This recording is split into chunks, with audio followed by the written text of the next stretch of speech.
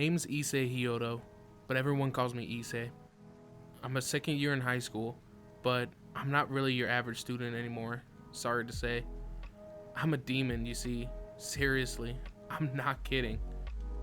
After a strange sequence of events, I wound up getting reborn as one. It's not all that important though, just think of me as a devilish high schooler. Anyway, a strange situation was unfolding before me one day, and I had no idea how to handle it. I mean, it looked like I was in a chapel, surrounded by familiar faces. Damn it, why is Issei the one getting married? There has to be a terrible mistake, a conspiracy even. My two best friends, Matsuda with his shaved head and Motohama with his thick glasses, fixed hateful glares at me. Issei, I want my first grandchild to be a girl. Oh, how you grown. It seemed like only yesterday you were a child, thinking of nothing but satisfying your libido. My parents were both crying, but why did they have to say such embarrassing things? I was wearing a white tuxedo. It looked almost like we were at a wedding. Hold on, it was a wedding scene. As if on cue, familiar marriage music began to play. Hang on, this is my wedding? I stood there, flummoxed by the sudden, bewildering situation. Who was the bride? Just who was I marrying? Issei, stop fidgeting, came a voice by my side that I instantly recognized. When I turned to look, I saw a beautiful young woman. Her crimson hair reached all the way down to her hips. It was Ria's Gremory. She was a high-class noble demon, and the one who resurrected me as a member of her familia. I was really only her servant though. Keeping my eyes on Ria's proved difficult.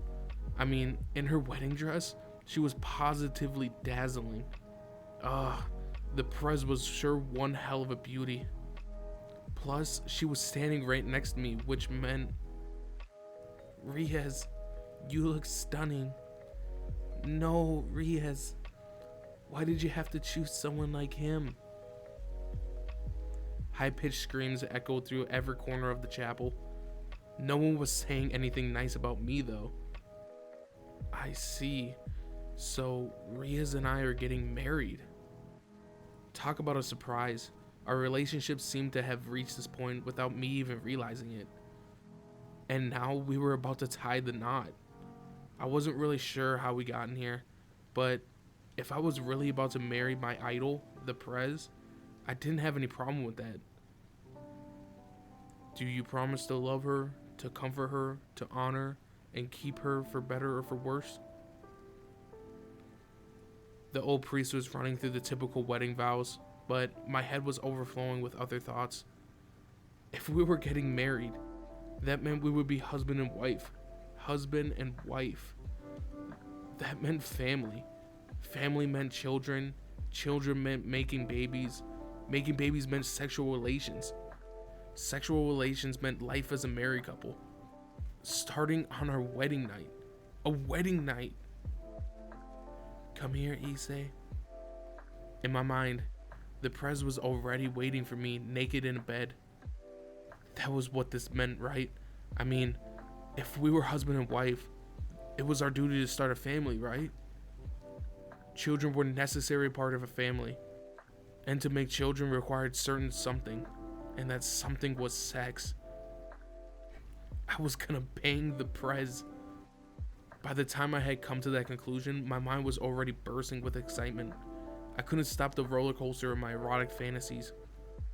At last I understood why all my previous attempts at relationship had failed. They'd been in preparation for today, for tonight. Everything had been leading towards my fateful mission. That wasn't to say I wasn't unprepared though. I knew more than enough about that subject. For years, I've been running simulations in my mind all day, every day. In other words, I was an ace pilot in a training suit. It was finally time for me to graduate to the real thing. You may now kiss the bride. What? Right. I was getting ahead of myself. The Prez and I were going to kiss at the altar. Riaz drew close to my face, her eyes shut. For a moment, I wondered if this was okay. It had to be, right? Steeling myself, I moved in. Her lips looked so soft. Her lipstick was glistening in the light, sending my head spinning. Soon they would be mine. Just thinking about it was enough to set my blood on fire. Huffing and puffing through my nose, I tilted my head forward and brought my face towards hers. Looks like you're enjoying yourself there, kid. Huh? A mysterious voice echoed inside my head. The sound was deep and powerful. It felt unfamiliar, but there was also something that told me I should have recognized it instantly. Whatever it was, it had come from somewhere nearby. That's right. I'm beside you. Who could this mysterious voice belong to? I glanced around, but the chapel had completely disappeared. Riaz was gone as well, along with everyone else. My parents, my friends, everyone. I didn't even know where I was anymore. My senses were failing. It had become difficult just to stay upright. All the sounds had vanished. Before me, there was nothing but pure darkness and absolute silence. What is this? Prez, Dad, Mom, Matsuda, Marahama. Despite my calls for those close to my heart, there was no response. What was happening to me? Who had that voice belong to? Me. Ugh. No sound came from my body, but my heart leaped in surprise. Anyone else would have done the same thing at the sight of a giant monster appearing before them. The creature possessed large eyes as red as blood. Beneath them rested a mouth that stretched all the way to its ears, filled with countless protruding fangs. A thick horn jutted out from its forehead, and its whole body was covered in crimson scales that resembled roiling magma. Its arms and legs were equally huge and adorned in terrifying sharp claws. To top things off, the way that its wings spread out to either side of its body just made it look even bigger. Rising before me, that gigantic monster could only be described with one word: dragon. I might not have been able to speak, but that dragon seemed to pull the corner of its mouth in amusing understanding. That's right. You finally noticed. I've been trying to speak to you all the time, but you're so pathetically weak that my words have never reached you. At last, it seems you could perceive me. Whatever this thing was trying to get across, it wasn't making any sense. Perceive? It had been trying to talk to me? How was I supposed to even know that? Was it going to eat me or something? Eat you? You? Stop joking around. You hardly look palatable. No, I merely wanted to introduce myself to my partner. I expected we'll be fighting side by side quite a bit from here on out. Partner? Hold on a sec. What's all this about? Dragon. I tried to say, though no sound escaped my mouth. Who exactly are... You know the answer to that, don't you? Surely the truth has been gnawing at you already. Yes, that's right. I'm exactly what you're thinking. We'll talk again soon, partner. I glanced at my left arm, only to find it covered in red scales, razor-sharp talons protruding from my fingertips. I opened my eyes to see a familiar ceiling of my room. So it was all a dream. While it had been one of my best, it also had been one of my worst. The dream had started off so wonderfully. I was getting married to the beautiful Riaz. Everything had been going well until my heart started pounding. It was a bit strange. It would have been strange if it hadn't been. Especially after a night like that. My breath was ragged. I sat up upright and wiped my sweat from my brow. Apparently, I had been sweating buckets. Upon realizing that, I brought my left hand to my forehead. I recalled the last moments of my vision before I woken up. That final scene, that red dragon, it had been too unreal, too much like a fantasy game. Thankfully, there was nothing wrong with my arm, even though it had been transformed into that monster at the end of the dream. Though it looked normal, I knew perfectly well what was dwelling inside of it. I glanced at my clock. 4:30, still a little early. Taking a deep breath, I pulled my blankets back over me, then suddenly remembered something important. Jumping out of bed, I started to get ready. A crimson-haired beauty wearing a tracksuit was waiting on the street outside my house. It was Ria's Creamery. She was 1 year my senior and an idol. She was also the president of the Occult Research Club, a group I'd recently become a part of. Just like me, she was secretly a demon. She turned her azure eyes my way when she realized I was staring at her. "Hurry up now," she seemed to say, her lips moving with a faint smile. "I'm on my way." I changed out of my pajamas into a jogging suit, then dashed out of my house to begin my morning training. "Hey, pick it up. Don't drag your feet or I out another 10 laps." Gasping for breath, I coursed through the residential area in the early morning. The Prez was following after me by bicycle, working to keep me fired up. She was as strict as ever. It had been a month now since I had been reborn as a demon and a member of Ria's Gremlins Familia. Demons were supposed to be summoned by humans and enter into pacts to grant their wishes in exchange for extracting a cost. That was the kind of work we were involved in, and the Prez was no exception. As her servant, I was working under her hand. I was working under her each and every day, all the while edging closer and closer to achieving my own goal. Perhaps you're wondering what that goal is. I think it should be obvious by now. I will be a harem king, I panted as I ran. Indeed, but to do that, you need to start each day with basic training. You need to build up your strength. The Prez was right. I knew that much. While I was a little more than a newly minted demon myself, if I could prove my worth, there was a chance I'd be rewarded with a noble title of my own one day. That would enable me to get my own servants, just like the Prez. Yeah, my plan was to bring countless girls into my service, and then my dream will come true. To do that, I needed to be stronger. Just like Ria said, strength was essential in demon society. Simply put, the stronger you were, the more you could achieve. Climbing the ranks though means like knowledge or diplomacy was possible, but I didn't really have much of talents in those areas. Before I could even think about building a harem, I had to increase my physical abilities. That was why I was training so hard every morning. Still, the Prez was one tough drill sergeant. I won't accept any weakness in my servants. She showed no mercy during my morning training sessions. Each day, she started with a 20-kilometer run, followed by 100 dashes. That might not sound like a lot, but it was only the beginning. From there, I had to tackle other exercises like strength training.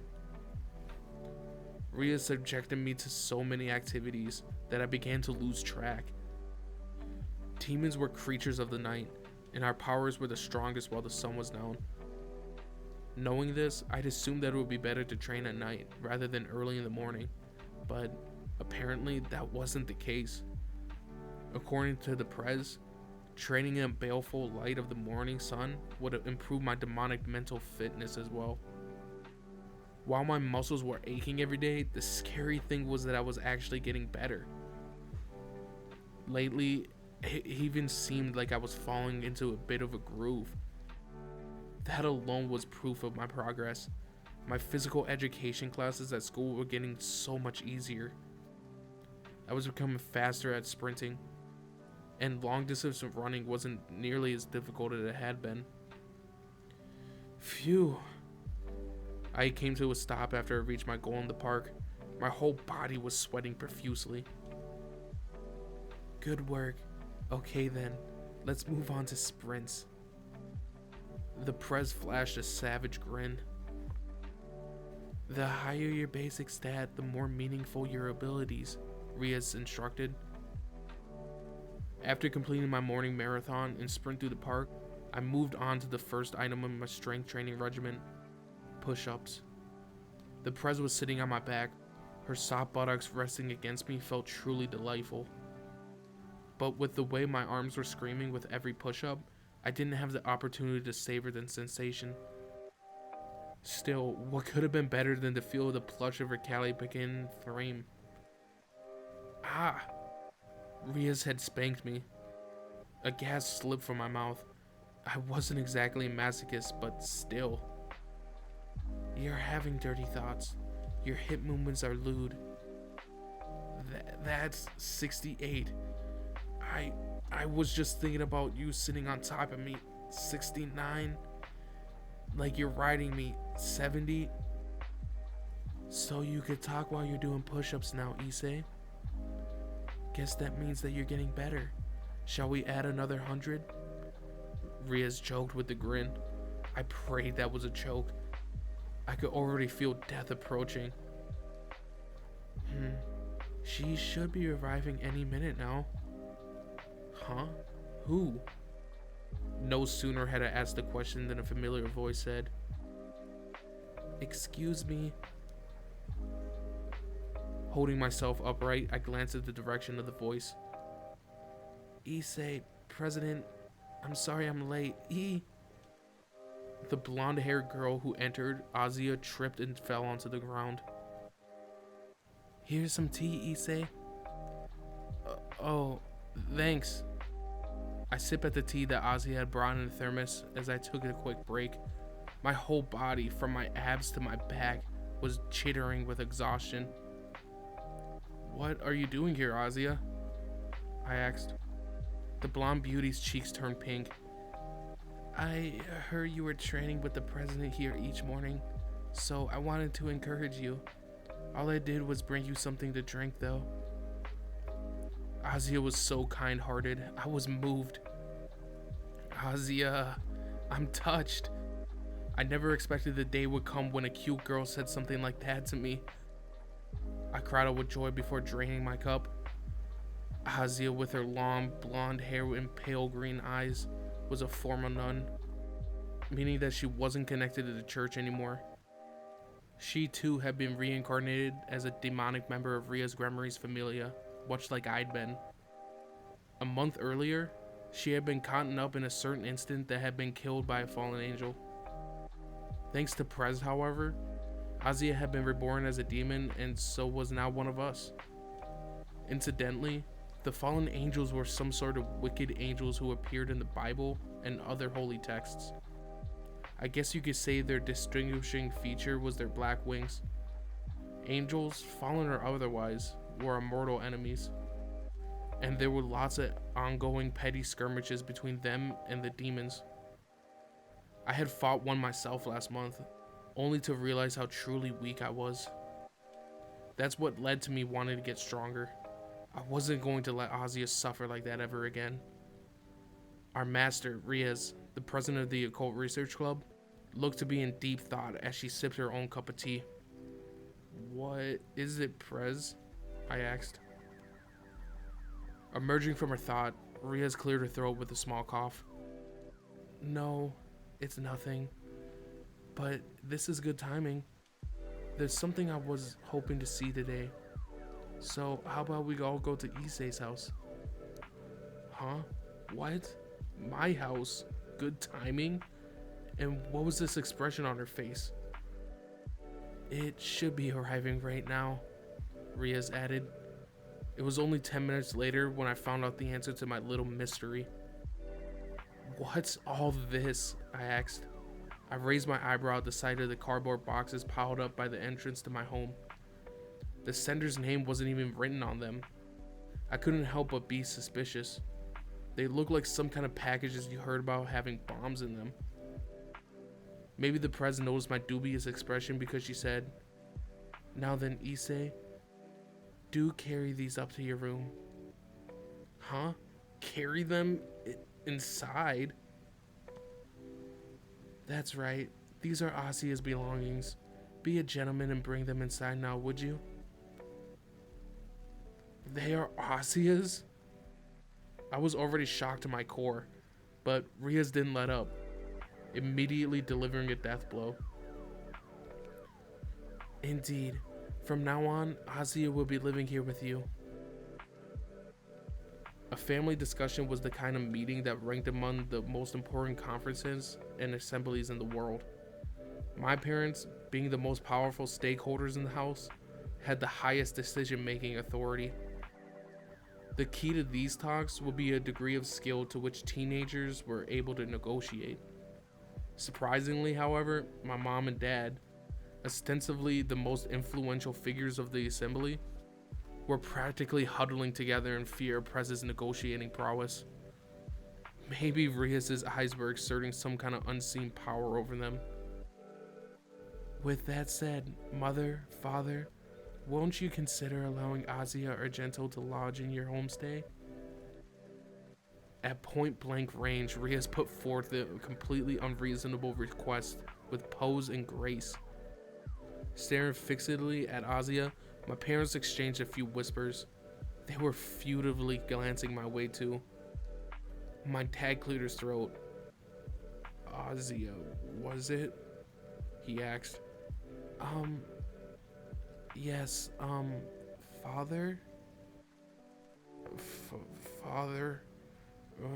I don't know how to put this, but it brings joy to my heart to have two beautiful foreign ladies call me that. It looked like my dad was getting emotional. I could appreciate that. Surely, it must have felt good. Having the Prez and Asia, both of them, total knockouts, addressing him as father. Heck, I would have been on my knees if two beautiful girls started calling me big brother. Dear. My mom poked my dad with her finger. With that, he snapped back to his senses. Unfortunately, with our son living here, our home isn't a good choice for a homestay.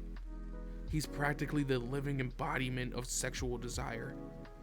It pains me to say this, but you might be safer staying somewhere else. With another young lady, perhaps. I wouldn't be able to forgive myself if something would happen to you. That damn geezer sure didn't hold back. The living embodiment of sexual desire. Still, he had a point. It was probably best for a young woman to live with another girl her age. Even my mom was nodding along in approval, adding things like, that's right, that's right. If a beautiful blonde girl like Asia was to say with someone positively overflowing with lustful cravings, there was no telling what might happen. There was even a chance of it becoming an international incident. Seriously though, I really wasn't gonna do anything. It was heartbreaking to know my own mom and dad had so little faith in me. They were still in the dark about Asia and me being demons. And no one had told them about how a fallen angel tried to use Asia to advance her own goals either. I doubt they would ever believe me if I tried to explain it. Besides, it was best to keep them out of demon affairs. So when we discussed things, we left out certain details and added in plenty of others. Rias didn't seem to be concerned about my parents' refusal, and she continued to speak with a broad smile. What if Asia was to become your daughter? She offered. What? Prez, that was awfully suggestive.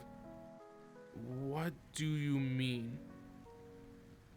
Father, Asia trusts Issei deeply, and I feel the same. Your son is very straightforward, and sometimes he isn't very discreet, but he isn't a fool. Rather, there was a fire inside him, a burning passion that propels him forward and helps him overcome whatever obstacle stands in his way. Both Asia and I are drawn to that part of him, especially Asia. Isn't that right? Yeah, Issei saved my life. He's my savior. And he helps me out at school all the time. In class, With a warm, happy smile, Azia began to explain everything I had done for her. She even told my parents about all the minor things that had happened in school. To be honest, I thought she was giving me a little too much credit. Eventually, it got so embarrassing I wanted to bolt from the room. My parents nodded along. Oh, our Issei did that, did he? To think that he could be so helpful to someone. They certainly didn't look dissatisfied with what they were hearing. Well, I suppose any parent would be happy to hear their child being praised so highly, right? Cutting through the atmosphere with the conversation like a knife, Riaz offered something extreme. What if this homestay was to be some form of bridal training? Bride? Dad, Mom, and I all cried in shock. Where did that come from? Azia simply wore a confused expression. My dad started bawling his eyes out. With the way Issei is, I was worried I would never have grandchildren, he said, wiping his tears from his face. I've worried for so long whether he would be able to take care of himself on his own. I was stunned. Where did this come from? Why did my own father have such little faith in my future like that? Mom was drying her eyes too. I never thought he would find someone to love him. I mean, he's Issei, our useless son. I did my best to try to raise him so that he wouldn't embarrass himself out there in the world, but I thought that it would all be in vain. If I had a time machine, I would try to warn my younger self to say, your son will turn into a good-for-nothing who hides his pornographic DVD collection in his plastic figurine box in the back of his closet. Be careful on how you raise him. What? My secret DVD collection? How does she know where I stashed it? Dad gripped Azia's hand. Azia, he might not amount to much, but can we entrust him to you? Azia didn't seem to realize what he was hinting at, and she responded with a bright smile. At that, Mother burst into a fit of relieved sobbing. The whole thing looked like some kind of soap opera. Riaz, Azia Argento is more than welcome here. We'll take good care of her, my dad proclaimed. Pleased, Riaz beamed. Thank you, Father. And you, Issei, I'll leave Azia in your hands. Azia, you will be staying with Issei's family from now on, so try not to get in trouble. Watch your manners and do your best to get along with Issei's parents. Is it really alright? I mean, I don't want to be a burden, Azia stammered. If you want to familiarize yourself with Japanese culture and the Japanese way of life, there's no better way than staying with a family like Issei's, Riaz continued. When I asked you who among our members you would most like to stay with, you didn't hesitate to name Issei, did you? Now I understood. Until this whole debacle, Riaz had let Azia borrow one of the vacant rooms in the old school building. Yeah, I did say that, but it's alright, Azia. You could learn about Japan with us. You could even stay here forever. Evidently, my dad was really set on her being a daughter-in-law. See? Even Issei's father wants you to stay, Riaz said with a grin. Azia's confusion finally cleared, and she too flashed everyone a warm smile. I understand, President. I'm not entirely sure what's going on, and I know I'm a little clumsy, but Issei, Mother, Father, please look after me. Mom and Dad had been completely hoodwinked. As far as they were concerned, all that stuff about Azia becoming my wife was too good to pass up. With that, the meeting came to an end, and it was decided that Azia and I would start living under the same roof. Bridal training, Riaz muttered.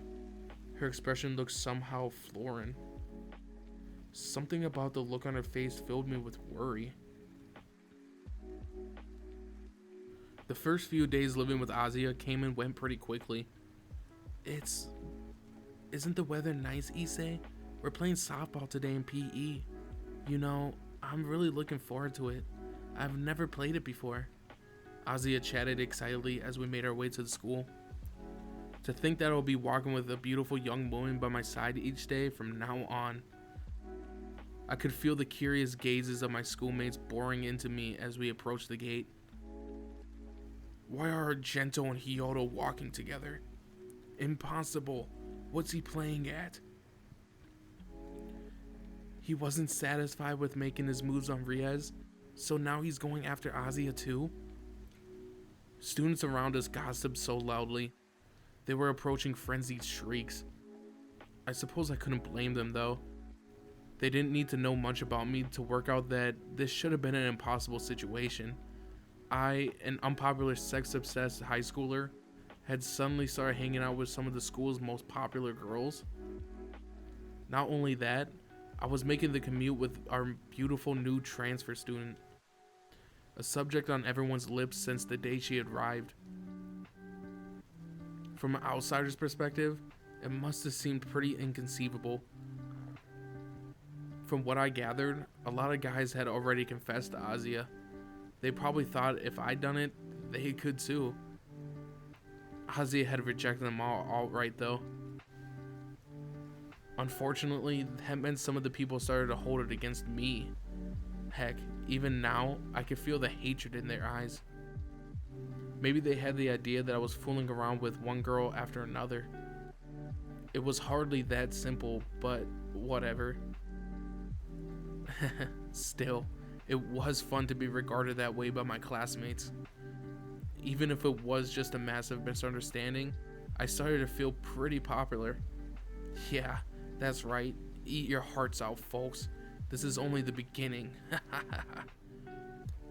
Did something funny happen? What? Azia looked at me questioningly. Her face was so close to mine that I found myself blushing. I was still pretty new to this after all. No, nothing. By the way, Azia, you haven't had any difficulties, have you? I'm in class, I mean. Are you getting along with the other girls? That was what I was most worried about. Azia had only just transferred here, and she was a former nun. Her previous way of life had been completely detached from the real world, so it wouldn't have come as any surprise to learn that she'd run into a few hang-ups. I was always there to help out, of course, but the most important thing for Azia was that she had the support of the girls. From what I could tell, she was getting along with the other members of the Occult Research Club, but I wasn't sure about the situation with her classmates. The idea of her getting bullied seemed unlikely, but I couldn't help but worry about it. To date, there had been nothing I saw suggesting anyone was being mean to her, but there was no telling what went on when I wasn't around. Without the slightest concern on her face, Azia looked at me with a carefree grin. Everyone is so kind. They're teaching me all sorts of things to help me get used to my life in Japan. I've made lots of friends. I was thinking about inviting them to go shopping actually. That was reassuring to hear. It sounded like things were going pretty well. Perhaps there had been nothing to worry about. With that, we made our way onto the campus and up to our classroom. Now that I was sure no one was mistreating Azia, there was only one other issue. Azia, good morning. Good morning, Azia. You look dazzling today. No sooner did Azia and I walk through the door of the classroom than Matsuda and Motohama appeared before her. They were my friends and my negative influences. Their perverted personalities were as famous throughout the school as my own. Good morning, Matsuda, Motohama. Azia warmly greeted the two of them. At this, the pair immediately started getting emotional. This is what it feels like, isn't it, Motohama? It sure is, Matsuda. Having a perfect beauty say good morning to you at the start of the day really makes you feel alive. As was fairly common, my friends were getting rather worked up over something incredibly minor. I guess I would have done the same thing until recently, however. My newfound confidence and generosity sure had changed me. Ow. I'd been trying to act cool for a moment when Matsuda delivered an unexpected gut punch. "What was that for, you bald bonehead?" I exclaimed. Despite my protestations, Matsuda's face broke into a strange grin and delivered a sudden low kick. Damn, that hurts. What the hell is this idiot doing? Issei, my friend, I've heard the news, he said. What news? I asked. That you have been coming to school with Azia here. What's wrong with that? It's strange. That's what's wrong with it. Why do you both keep taking the same route each day? I didn't know where the rumors had started from, but I guess my friends heard the news. I licked my lips and curled my mouth into a lecherous smile. Okay then, Matsuda, Motohama, there's something that separates me from the two of you, an insurmountable barrier. I suppose there's really nothing that could be done about it. What are you gloating about? Yeah, come on, Issei. Just because you're friends with Azia here doesn't mean... It was time for my coup de grace. My grin was the one of victory. Azia and I are living together, under the same roof. Isn't that right, Azia? Yes, I'm staying with Issei and his family. My friends fell silent at the sight of Azia's happy smile. It looked like they'd been rendered speechless. Victory was mine. Impossible, Matsuda blurted out. Tears of mortification and jealousy were streaming down his cheeks. Meanwhile, I was enjoying every minute of it. I can't believe it. Issei is living with a blonde-haired beauty. It's absurd. It's unnatural. Motohama adjusted his glasses with a trembling hand. He too was clearly distraught. His whole body was quaking where he stood. So, does Azia wake you up in the morning? Matsuda asked pitifully. You did have to wake me up this morning, didn't you, Azia? That's because you're such a sleepyhead, Issei. She answered with a light chuckle. Matsuda fell backward onto the floor. Does she serve you meals too? Motohama inquired with trepidation. Mom did say you were pretty thoughtful, didn't she? Oh, you're making me blush, Azia said, raising her hand to her cheek. I watched cheerfully, my heart filled with a warm and generous feeling. Motohama glared back at me from behind his glasses. His eyes were so sharp, they looked like they would start to cry beads of blood.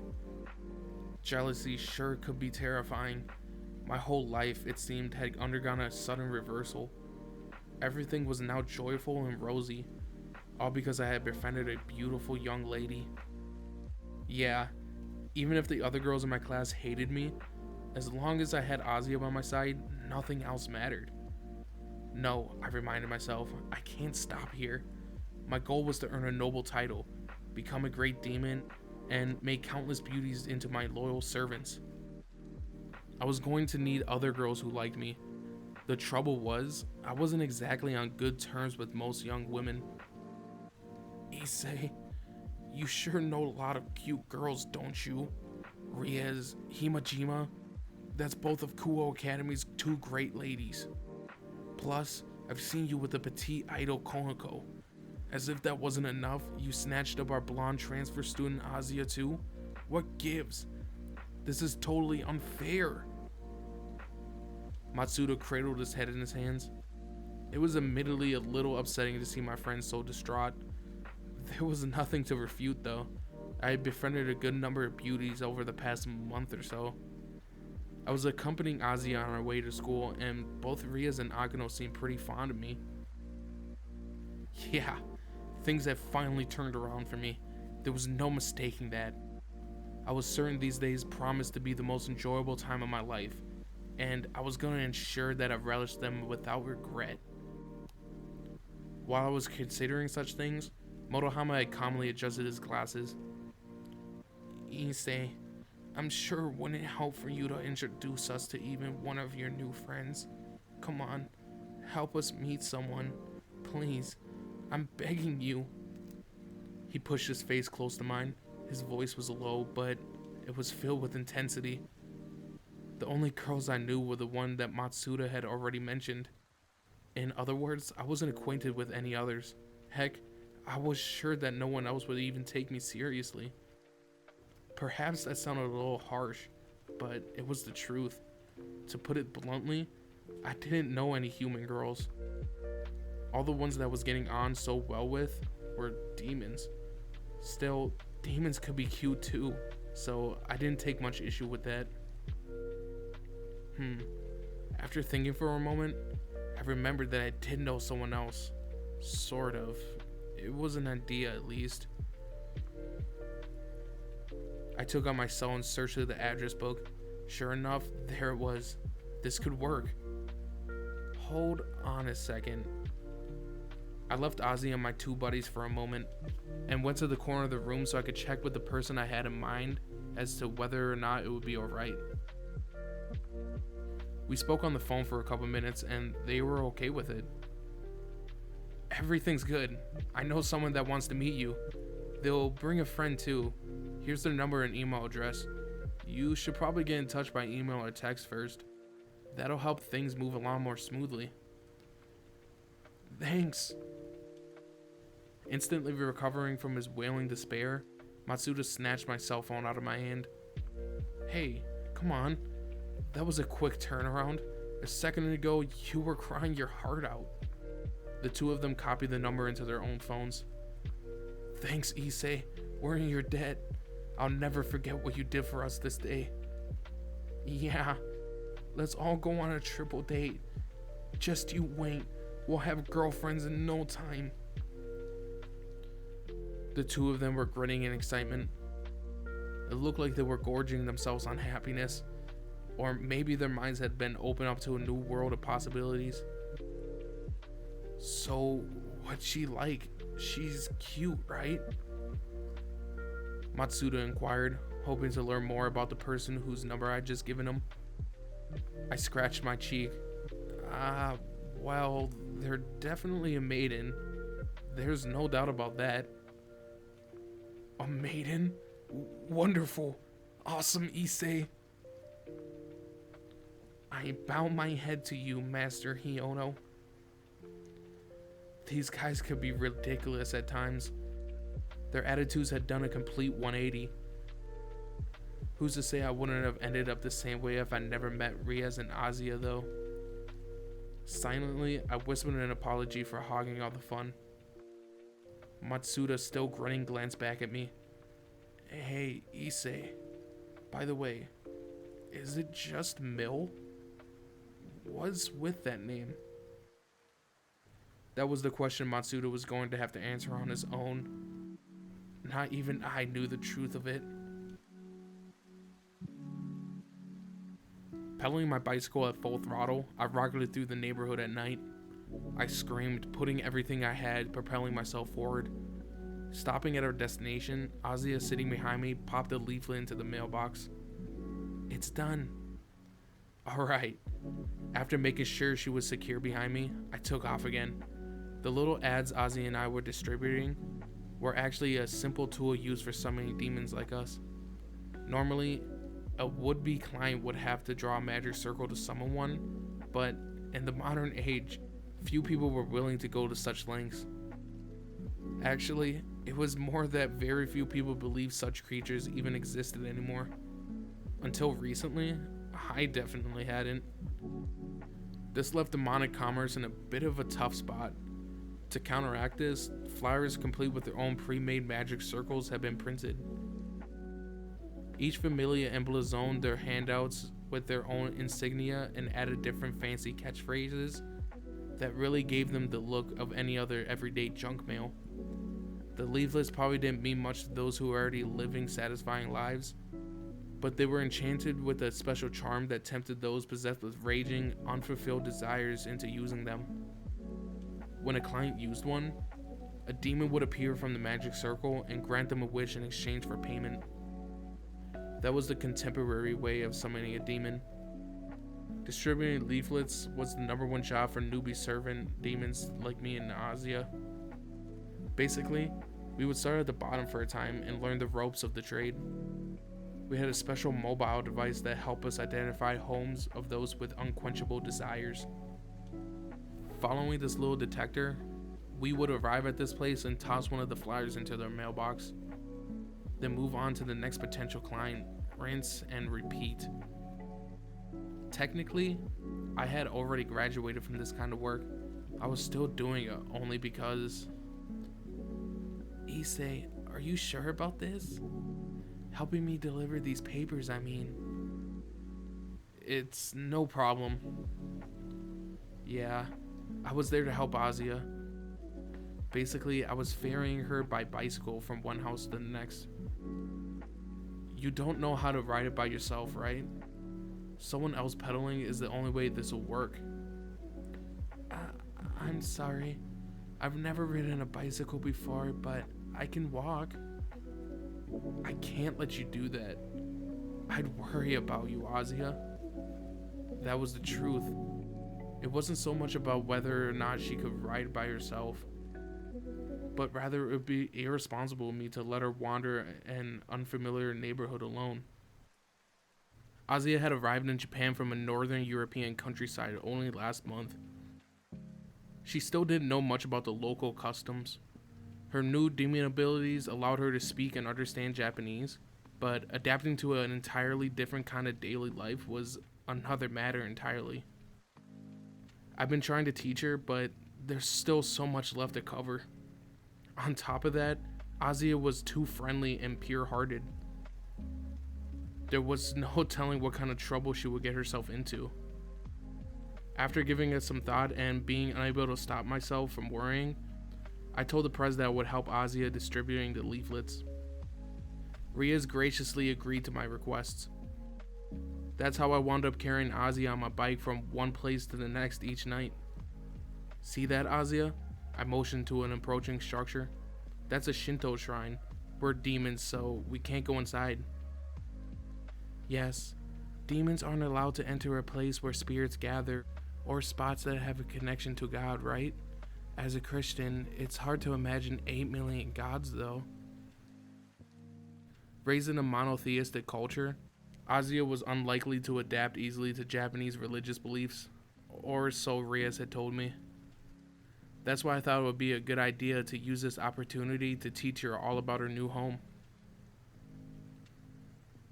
Ah, look over there. It's closed right now, but that bakery makes such good bread. How about I take you there sometime? I offered. Okay. I love Japanese bread. It's so sweet. Azia replied cheerfully. Even light conversations like this were fun. It was like we were on a nighttime date. What more could I have asked for? I have always wanted to cycle around with a girl riding on the seat behind me. Issei, have you ever seen the movie Roman Holiday? Azia suddenly asked. Roman Holiday?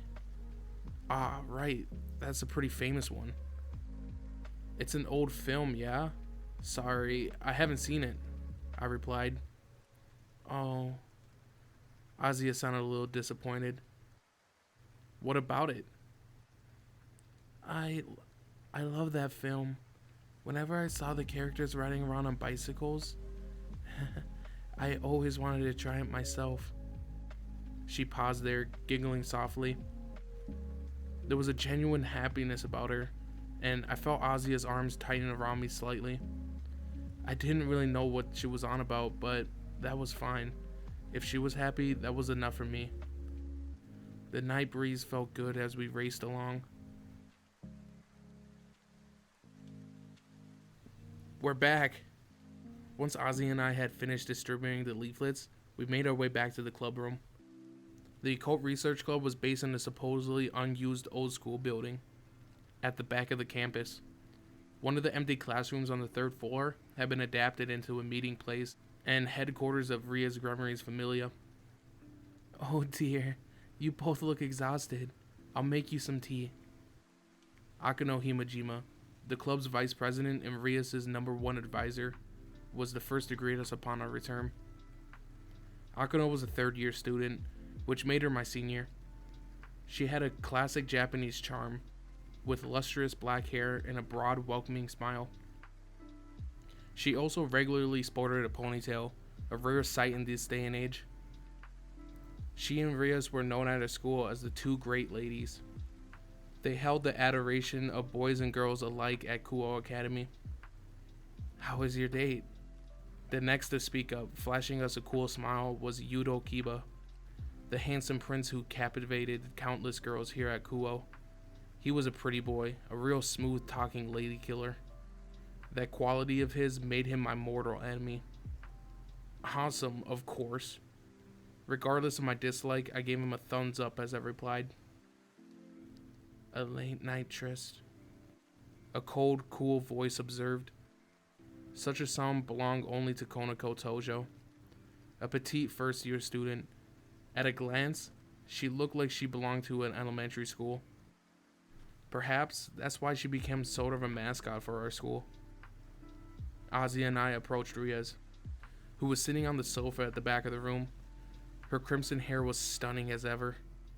Prez, we're back, I stated, but Rias kept staring off into the distance. Perhaps she's got something on her mind, I wondered. It could have been my imagination, but it looked like she gave out a small sigh. Azia, standing by my side, tried to follow Rias' gaze. Prez, we're back, I repeated, louder this time. With that, Ria snapped back her senses. Sorry, my mind must have wandered. Good work, Issei, Azia. It seemed to me that Rias was frequently getting distracted lately. While she handed everyone her orders with her usual level of elegance and grace, I did notice her staring off into space a lot. Sighs slipped from between her lips with increasing regularity too. Whatever was troubling Rias was likely something I couldn't even hope to guess at. She was a high-class demon after all. That must have come with its own challenges and issues. In any event, these were the members of the Occult Research Club. In other words, the students in this club formed Rias Gremmeries Familia. Apart from me, everyone else was super popular at the school. Although, I suppose I was famous in my own right as a pervert. It wasn't quite the same, though. Rias looked Azia over. Well then, she began. It's time you made your debut. Huh? Seriously? Eh? Azia clearly confused herself. Azia, this means you're a full-fledged demon, I cried out ecstatically. You'll jump through a magic circle and make a pact with your client. Me? She asked, flustered, pointing at her own chest. I'm right, aren't I, Prez? I asked. Indeed. I think you handed out enough leaflets. If I don't put a stop to it now, these dates of yours could get out of hand. What? Quit joking around like that, Prez. You're going to embarrass me. Just as when I graduated from fire duty, Rias drew a magic circle of the Gremmerie Familia on the palm of Azia's hand. With that mark, she would be able to warp back and forth through the magic circle. Akano, please check that Azia has enough demonic power to make the jump. Of course, President. At Rias' instruction, Akano placed her hand on Azia's forehead. A faint light began to issue from her fingertips, as if she was gauging something. After what happened with Issei, we better make sure you're ready. I don't think you'll have a problem, though. Rias' words dampened my spirits. Still, there was nothing I could have said back. My first real outing as a demon hadn't gone at all to plan. It only took a tiny amount of demonic power to use the magic circles, but I'd been unable to muster even that much. As unprecedented as it was, I've been forced to travel to my clients by bicycle. Even now, I still had to pedal my way to people who summoned me. It was humiliating. She's fine, President. There shouldn't be any issue. Actually, after you and me, she possesses the most power of any member of our familia. She has immense latent potential. Riaz broke into a smile at Akino's report. That's good to hear. She'll be able to put her bishop abilities to full use then. By bishop, Riaz was referring to Azia's role as a demon. Present-day demons gave their servants roles based on humans' game of chess. The head of the household was the king, beneath whom served their pawns, knights, bishops, rooks, and queen. This system, known as evil pieces, was how members of demons' familia were organized. A short while back, I learned from Riaz and the others how the system had come out.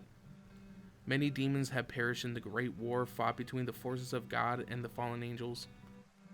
The evil pieces system was devised as a way to increase the fighting potential of smaller forces to help balance the odds. Each piece had its own special attributes, which helped bolster a demon's innate abilities. Riaz had assigned such roles to us too. Akino was her queen, Kiba her knight, Konoko her rook, Azia her bishop, and I was her pawn. The pawn might seem incredibly underpowered to the untrained eye, but a pawn could take down a king when used correctly, or so Riaz had told me. If I was going to work towards becoming the mightiest of pawns, I had to have faith that such thing was true. Since Azia evidently had plenty of power to spare, it sounded like she wasn't gonna have any trouble using the magic circle. Yeah, her future looked so rosy. I was happy for her. I was confident she would get along well with her clients, but that's when I was stung by a pang of unease. Azia was extremely kind-hearted and naive. What would happen if she was summoned by some sketchy weirdo? Case 1. What a cute little demon. Oh, I know. Show me your panties. Flash me your breasts. That could be bad, I thought. Case 2. Beautiful demon. Let me fondle your breasts in exchange for my life. Would Azia really? I gulped. Case 3. I'll give you my soul. Just let me sleep with you tonight.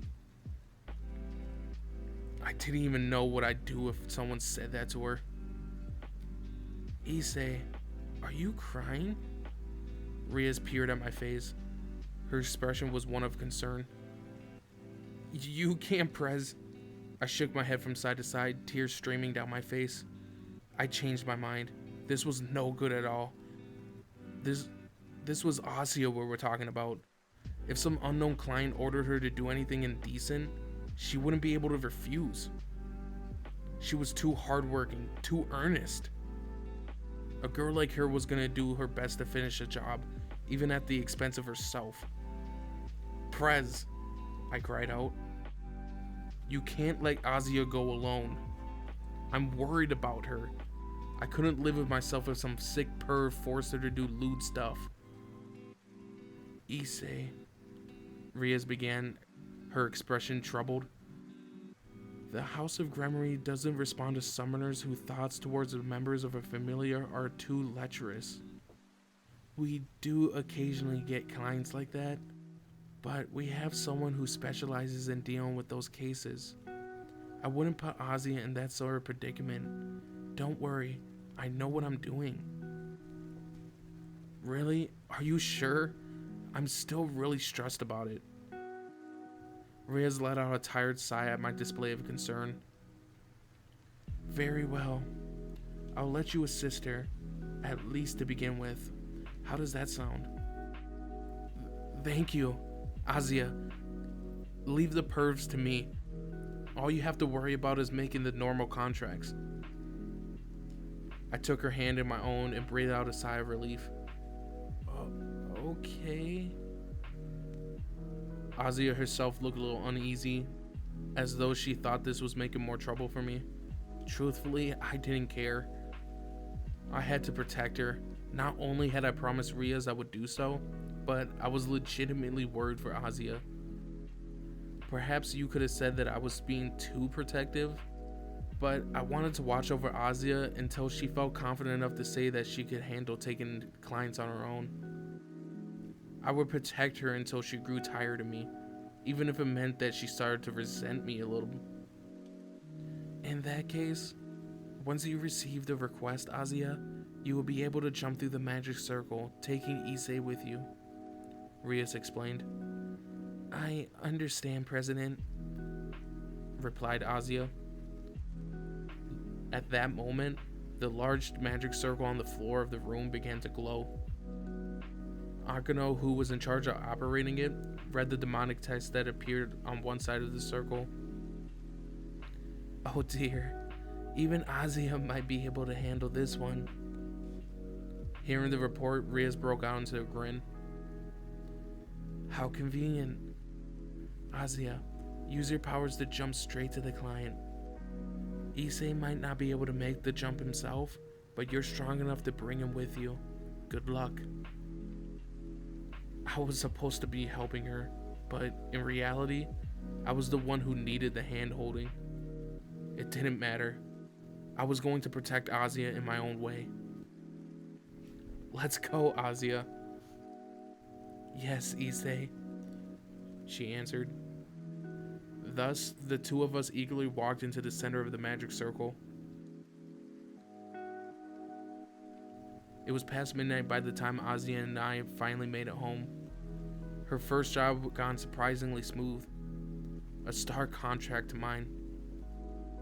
Thank you for letting me take a shower first, Azia said before heading to the bathroom. Having completed her first contract without any hitches, she seemed unable to stop smiling. I went back to my room and tried to get some rest. Just like every other night since I'd become a demon, I was completely exhausted in both mind and body. After finishing with Azia's clients, the two of us had returned to the club room to report the success and finished our day. Something about the Prez expression had caught my eye. Again, she had that distant look in her eye, almost as if she was troubled by something. Worrying about Riaz was fine and good, but I still had to make sure I took my shower once Azia was finished.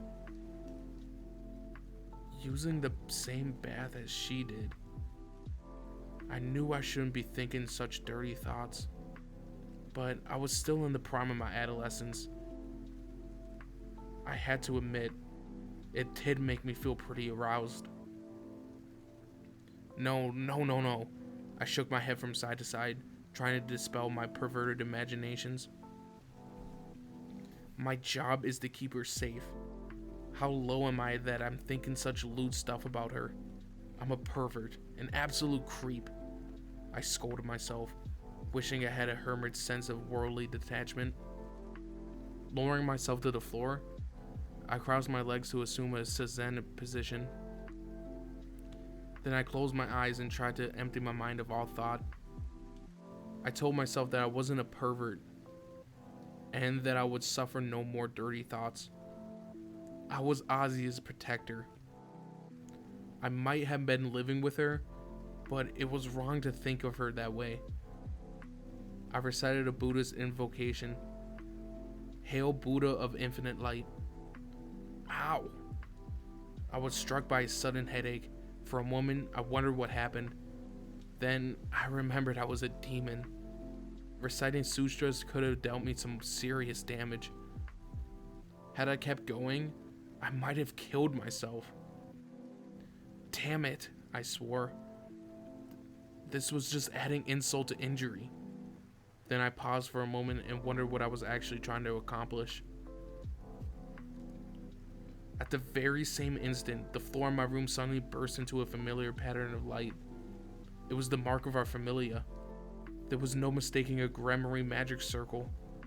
But who was jumping here, and why?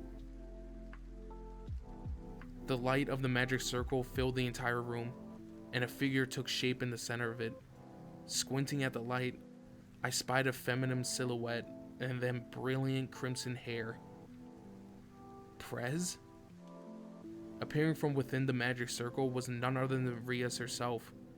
For what reason could she have possibly warped directly into my room? Somehow, she still looked preoccupied, just as she had back in the club room. She looked me over before edging closer. Then she said something completely unexpected. "Issei, hold me." Huh? My mind went blank. What was going on? Had I misheard? Seeing my bewildered expression, Rias tried a more direct approach. "I want you to take my virginity. Immediately." I don't think I've ever heard more stimulating words spoken in my life.